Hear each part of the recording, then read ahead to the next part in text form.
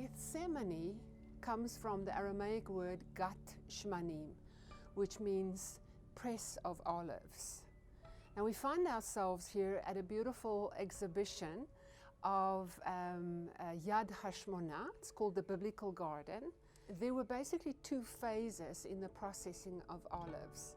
First of all, they had a big stone, a big round stone, and then they had another stone basin, and this stone would be hooked by a beam onto a donkey, and it would roll and crush the olives that had been thrown into this basin.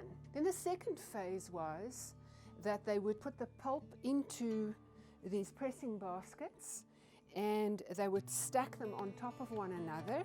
They would rest on a secure press bed, and then they would have a press board that is forced down by a beam on which they would hang stones. First one stone, that would be the first pressing, which would be the extra virgin oil. Then a second stone, that would be a second pressing, and then the third pressing. And each one of these pressings had a specific purpose to it. The first one would be for the temple, the second one would be more for domestic use. And in the end, only the olive product would remain, and that would make very good fuel for the fire. But if we look at Jesus in Gethsemane, that's basically what happens to him, is he is crushed for our iniquity.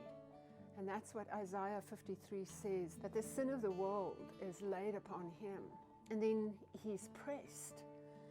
We know that from this pressing, golden oil comes out, and it was in Jesus' suffering that the Holy Spirit was released.